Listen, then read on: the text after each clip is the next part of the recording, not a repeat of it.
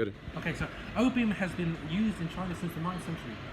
It was accepted as a painkiller before the age of modern medicine. When addiction to opium became sufficiently serious, the imperial government made the consumption and sale illegal in 1729. The British East India Company bypassed this ban by selling opium to British merchants who transported and transferred the opium off the Chinese coast, avoiding Chinese jurisdictions. The opium trade brought a lot of corruption from Chinese merchants and the Canton customs that made even the emperor much wealthier. Now the Chinese purchased opium with silver, which the British traded back for tea and silk.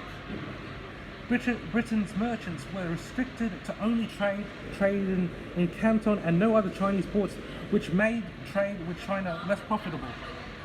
By the 1830s, Beijing wanted to legalize the opium trade so imports can be controlled and corruption eliminated. The emperor demanded to eradicate opium instead.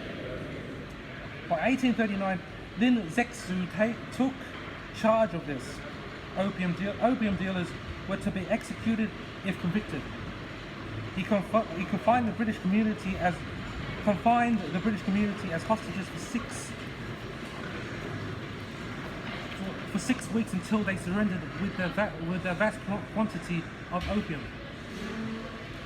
The situation was fully exploited in Britain from the immorality of the opium trade to the immorality of holding innocent British citizens as hostages. The British ordered a naval blockade of the Chinese coast. The opium trade moved to Hong Kong, where opium travelled up the coast, where the trade grew faster than ever. The emperor decided a war of annihilation before resorting to negotiations. With the fall of Canton and Xinjiang to the British, the war ended with the Treaty of Nanjing being signed in 1842. Now, in the book Rebellions and Revolutions, in reference as a Canton merchant not connected with the drug trade, rose. The crisis might have started from opium, but the problem now was how to restore the legal trade without the most cringing and humiliating concessions.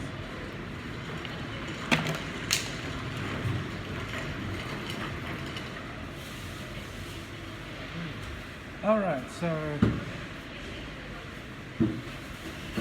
the treaty did not stop the opium trade at all, thereby unfairly compromising Chinese authority in controlling opium imports. The treaty was a humiliation of China's power and a sovereignty on the world and sovereignty on the world stage, and much embarrassment towards its emperor. The emperor underestimated the strength of its military and the British, which led to ultimate defeat. The Opium War brought an expansion of globalization and trade at the cost of surrendering its kingdom and control of its mainland, no longer having the balance of power. The film advocates China as a country exploited by foreign powers and its own authorities in return for victimizing its people for wealth and greed. The British had the same ambition to get the resources they desperately needed, resulting in the open conflicts because the opium trade became too uncontrollable and the desire for tea became too overwhelming to give up. The real victims are the 4 million Chinese addicts that have become customized to opium. Many civilians also lost their lives in the conflict. The Opium War for the Chinese was to eradicate the continuing consumption of opium and protect Chinese sovereignty, which ultimately became the beginning of the end of the Qing dynasty. The British, on the other hand, wanted to expand trade across all of China's coast, continue selling opium to China, and make China pay dearly, which they ultimately did.